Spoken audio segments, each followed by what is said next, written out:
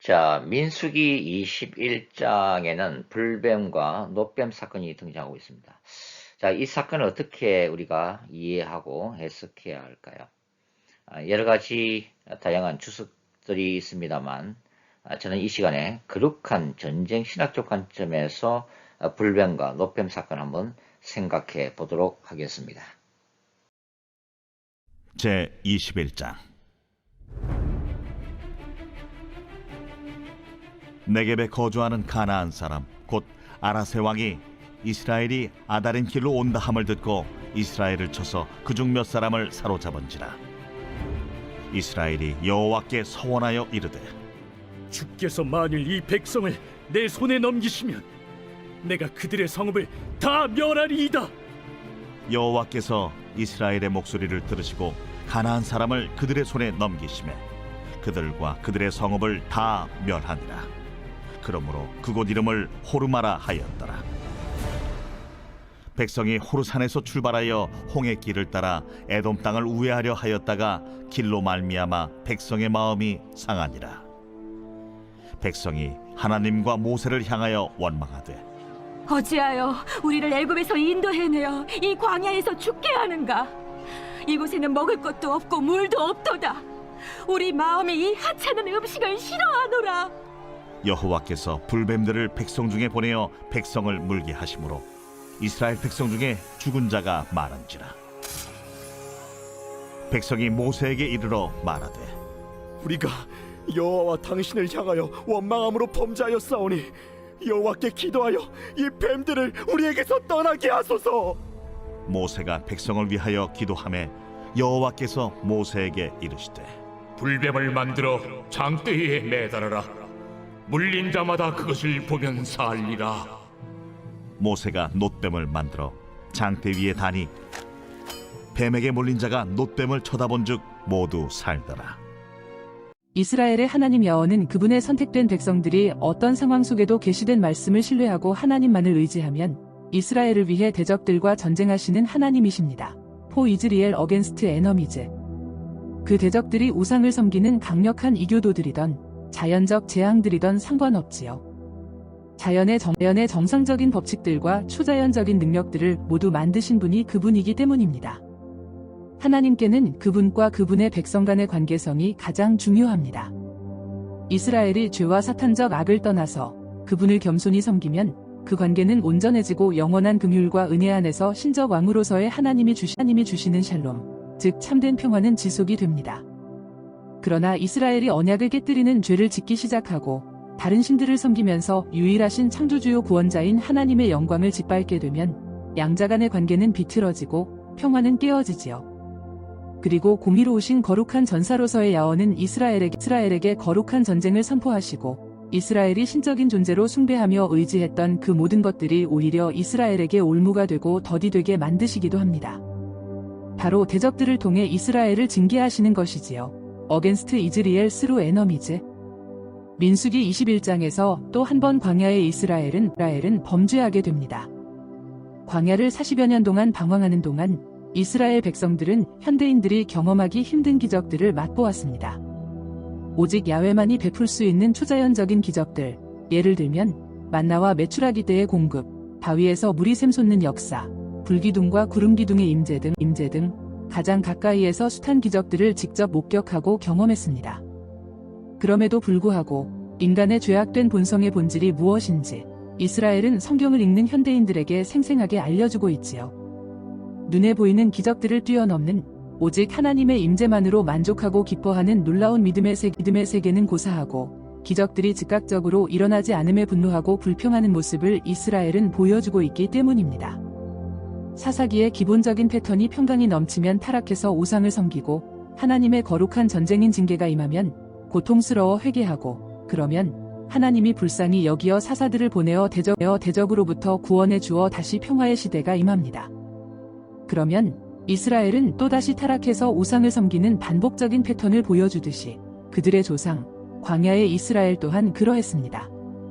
40년 동안 이스라엘에겐 너무나 익숙해진 반복되는 노래가 있었습니다. 바로 어찌하여로 시작되는 노래이지요. 이 노래는 짜증나고 원망하는 감정에다 절망감과 분노를 토핑해서 불러야 그 메시지의 원래 의미를 제대로 살릴 수 있는 노래로 알려져 있지요. 민수기에 따르면 이 노래의 가사는 이렇습니다. 어찌하여 우리를 애굽에서 인도해내어 이 광야에서 죽게 하는가? 이곳은 먹을 것도 없고 물도 없구나. 우리 마음이 이 하자는 음식 만나를 싫어하노라. 민수기 21장은 이러한 공동체의 불평이 가나안 왕 아락과의 거룩한 전쟁에서 이스라엘이 큰 승리를 거두고 그 성읍들을 진멸시킨 직후에 일어났음을 기록하고 있습니다. 거룩한 전쟁이란 이스라엘의 능력으로 되는 것이 아니라 전적인 하나님의 초자연적인 능력으로 승리를 거두는 전쟁이지요. 따라서 거룩한 전쟁은 이스라엘이 스스로 자랑할 것이 없는 그런 전쟁입니다. 이스라엘은 다만 감사하고 영광을 야곱께 돌리면 되는 거고요. 그런데 이스라엘 공동체에 사소한 문제가 하나 생기게 되는데요. 호르산에서 출발해서 홍해길을 따라 에돔 땅을 돌아서 가는 그 길이 좀 먼 길이었던 모양입니다. 편하게 갈 수 있는 짧은 여정이 아니라 멀리 돌아서 가는 긴 여정이었던 것이지요. 공동체에서 조금씩 불평이 터져나오기 시작했습니다. 그리고 그 옛날 12정탐꾼 사건에서 그러했듯이 불평과 불만은 공동체 전체로 삽시간에 확산되었고 그 모두가 언성을 높여 분노하기 시작했습니다. 언제나 그러했듯이 1차적인 분노의 대상은 모세였고 그 다음이 하나님에 대한 불신앙의 표출이었습니다. 어찌하여 우리를 애굽에서 인도해내어 이 광야에서 죽게 하는가? 이곳은 먹을 것도 없고 물도 없구나. 우리 마음이 이 하자는 음식 만나를 싫어하노라. 출애굽이라는 위대한 하나님의 구원 역사를 하잘것없는 실패의 역사로 만들어 버리는 노래. 이 노래를 부를 때마다 이스라엘의 죄의 밤은 깊어가고 사탄은 멀리서 이 노래를 들으면서 회심의 미소를 짓곤 했습니다. 마침내 하나님은 진노하시고 그분의 백성들을 징계하셨지요. 그 도구가 광야의 불뱀들이었습니다. 원래 불뱀에 해당하는 원어는 나하쉬 하세라프, 즉 타오르는 뱀이란 뜻입니다. 여기에서 세라프는 이사야 6장에 나오는 스랍 천사들에게도 사용되었습니다. 불이라는 공통적인 의미가 있기 때문이지요. 그러면 하나님이 믿음 없이 끝까지 불평하는 이스라엘 백성들에게 거룩한 전쟁인 심판을 선포하시고 스랍 천사들을 보내셔서 불뱀을 사용하셨을까요? 그렇게 해석할 여지도 있지만 확정적으로 그렇다고 말할 수는 없습니다. 일반적으로는 이 불뱀은 광야에서 서식하는 독사들을 의미하는 것으로 독사에 물렸을 때 마치 불에 데인 것 같은 극도의 고통을 느끼는 그런 상황 때문에 불뱀이라는 단어로 표현했다고 이해하는 것이 무난할 것 같습니다. 여하튼 불뱀에 물려 죽어가는 백성들이 그 고통 때문에 울부짖고 회개합니다. 그리고 모세에게 기도해달라고 하소연을 하지요. 우리가 야훼와 당신께 대항함으로써 죄를 지었습니다. 야곱께 저 뱀들을 우리에게서 없애달라고 기도해 주십시오. 플리즈. 언제나 그러했듯이 모세는 묵묵히 하나님께 기도했고 뱀을 만들어 막대 위에 달면 그리고 누구든지 뱀에 물린 자마다 그 뱀을 바라보면 살 것이라는 하나님의 계시가 모세에게 임합니다. 이때 모세가 만들어 사용한 놋뱀은 나하쉬 하네호세드로 말 그대로 구리로 만든 뱀입니다. 본문이 불뱀을 창세기 3장에서 선악과로 하와를 유혹했던 말하는 뱀과 관련하여 해석하는 분들도 있습니다. 그러나 직접적인 연관은 없다고 보여집니다. 창세기 3장의 뱀은 말 그대로 인간을 유혹했던 사탄의 도구이지만 본문이 불뱀은 하나님이 행하시는 심판의 도구로 등장하고 있기 때문이지요. 성경에서 뱀은 신약에서 예수께서 비둘기처럼 순결하고 뱀처럼 지혜로울 것을 말씀하신 구절을 제외하면 거의 부정적인 의미로 더 사용됩니다. 말 그대로 뱀은 용과 마찬가지로 사탄적 이미지입니다. 자, 중요한 것은 모세가 놋으로 뱀을 만들어 장대 위에 매단 행위의 신학적 의미가 무엇인가 하는 것입니다. 이것을 거룩한 전쟁 신학적 관점에서 해석해 보도록 하겠습니다. 구약의 배경이 되는 당시 고대 근동의 핵심적인 세계관은 신들의 전쟁이었습니다. 즉 국가끼리의 전쟁은 그들이 섬기는 최고 신들 사이에서 일어나는 전쟁이었고 전쟁에서 승리한 국가의 신은 패배한 국가의 신보다 더 강력한 신으로 간주되었습니다. 고대 전쟁에서 상대편 국가를 정복한 나라는 상대편 국가의 신전을 불태웠으며 신전의 기물들을 전리품으로 빼앗아와서 자기들이 섬기는 신의 신전에 갖다 바치고 제사를 포함한 축제를 벌였습니다. 이러한 과정에서 적장의 머리를 베고 장대에 높이 매달아 승리를 선포하는 행위도 포함되었지요. 역사적으로 몇 가지 구체적인 사례를 보도록 하지요. 먼저 메소포타미아입니다. 예를 들면 기원전 2300년경 엘람 왕 쿠티르나후 훈테는 아카드 왕 샤르칼리샤리를 물리친 후 그의 머리를 베어 수도 엘람에 있는 신전에 걸었습니다.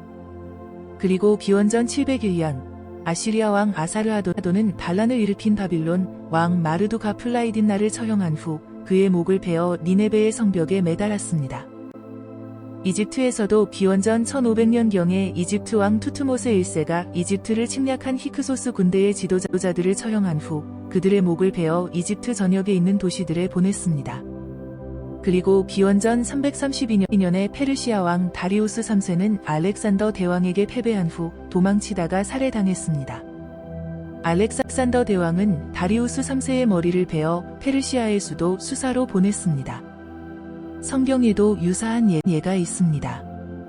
사무엘상 17장을 보면 다윗은 골리앗을 물리친 후 그의 머리를 베어 예루살렘으로 가져갔습니다. 그리고 에스더 7장을 보면 에스더 왕비는 유대인들을 학살하려던 하만을 처형한 후 그의 시체를 장대에 매달았습니다. 따라서 야훼의 계시를 따라 이스라엘 공동체를 죽음으로 몰고 간 불뱀을 놋뱀의 모형으로 만들어 장대에 높이 세우는 것은 불뱀이 야와 심판의 도구이기도 했지만 야훼께서 베푸시는 죄 용서의 결과인 승리의 표현이기도 했습니다. 즉 이스라엘 공동체가 높이 달린 놋뱀을 바라보는 행위는 놋뱀을 우상화하라는 의미가 아니라 이스라엘 공동체의 회개를 통해 죽음의 공포를 몰고 온 불뱀을 놋뱀이라는 죽음의 권세로 상징화하고 죽임을 당해 장대에 높이 달린 그 놋뱀을 이스라엘 백성이 다시 믿음으로 바라보게 함으로써 구원하시는 하나님의 역사였던 것이지요. 즉 회개와 믿음을 통해 죽음의 권세를 멸하시는 동시에 이스라엘 공동체를 다시 구원코자 하시는 야훼께서 행하시는 거룩한 전쟁의 또 다른 측면, 즉 승리와 구원의 표현이었던 것입니다. 예수께서 요한복음 3장에 기록된 니고데모와의 대화를 통해 민수기 21장의 이 놋뱀 사건을 십자가 사건과 동일시하는 이유이기도 합니다. 모세가 광야에서 뱀을 든 것 같이 인자도 들려야 하리니 이는 그를 믿는 자마다 영생을 얻게 하려 하심이니라.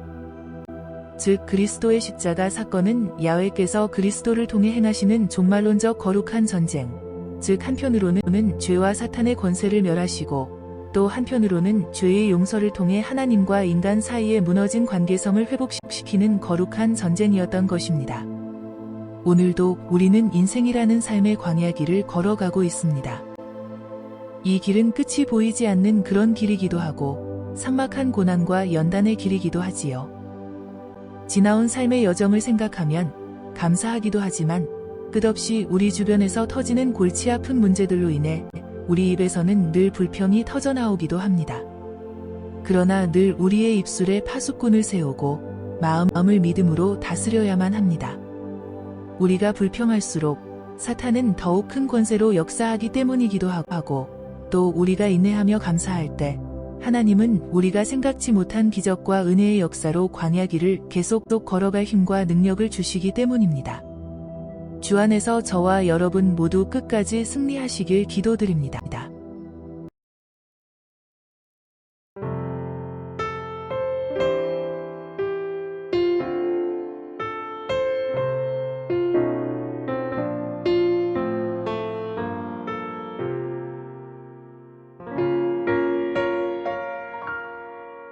왜 나를 깊은 어둠 속에 홀로 두시는지, 어두운 밤은 왜 그리 길었는지,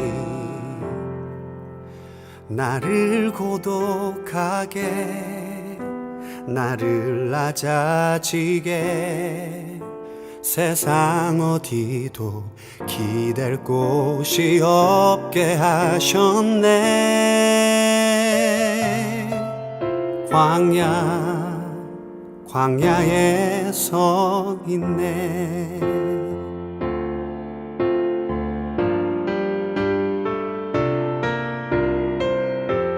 주님만 내 도움이 되시고 주님만 내 빛이 되시는 주님만 내 친구 되시는 광야. 주님 손 놓고는 단 하루도 살 수 없는 곳 광야. 광야에 서 있네.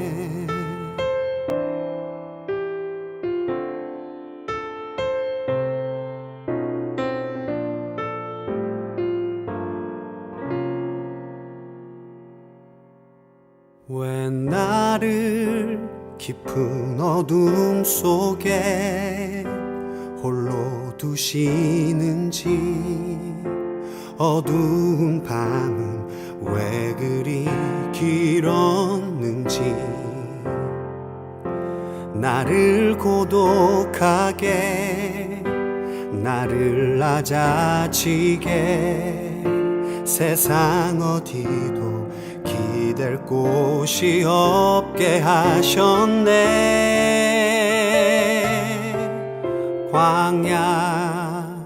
광야에 서 있네.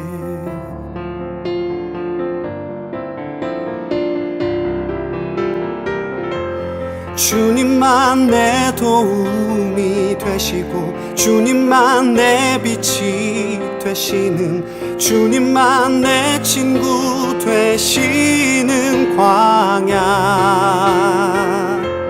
주님 손 놓고는 단 하루도 살 수 없는 곳 광야.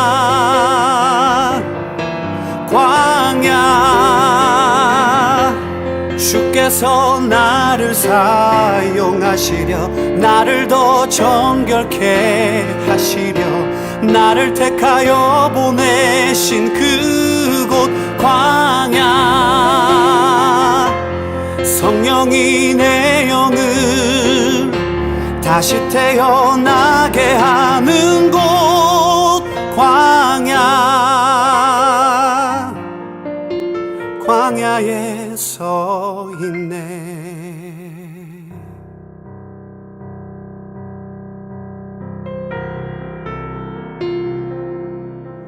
내 자가 산산이 깨지고 높아지려 했던 내 꿈도 주님 앞에 내어놓고 오직 주님 뜻만 이루어지기를 나를 통해 주님만 드러나시기를.